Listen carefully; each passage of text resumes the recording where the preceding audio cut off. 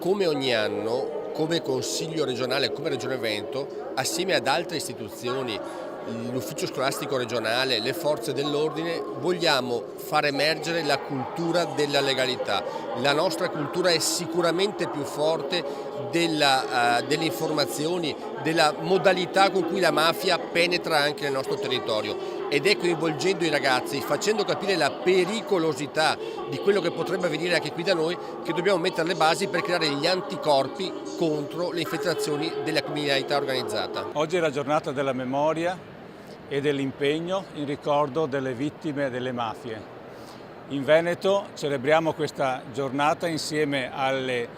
scuole che hanno aderito al progetto di approfondimento gestito da Avviso Pubblico in collaborazione con il Consiglio regionale per far sì che questa memoria e questo impegno diventino una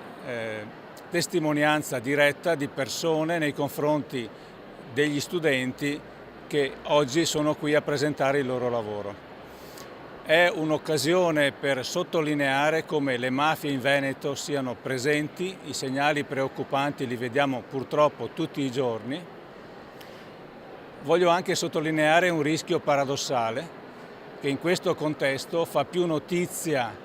il maniero di turno che rischia di essere perseguitato dai suoi oppositori piuttosto che l'impegno che le forze dell'ordine, che le istituzioni stanno mettendo in questa battaglia quotidiana contro le mafie. Vogliamo affermare questo impegno e essere tutti insieme, istituzioni, forze di polizia, scuole, associazioni,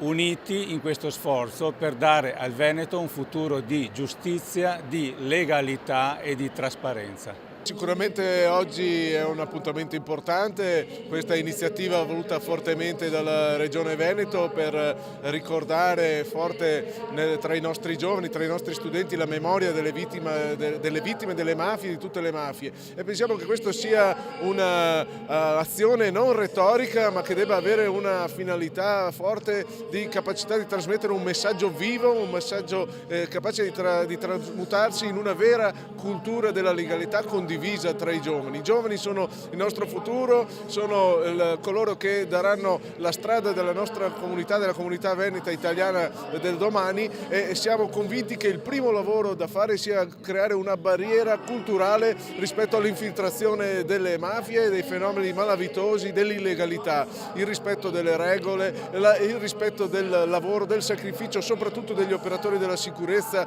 dei magistrati, di coloro che hanno sempre operato in questa direzione, deve essere un punto di partenza fondamentale, e pensiamo quindi che questa iniziativa sia assolutamente fondamentale in questa direzione. Oggi è una giornata particolarmente importante, in particolare a Padova.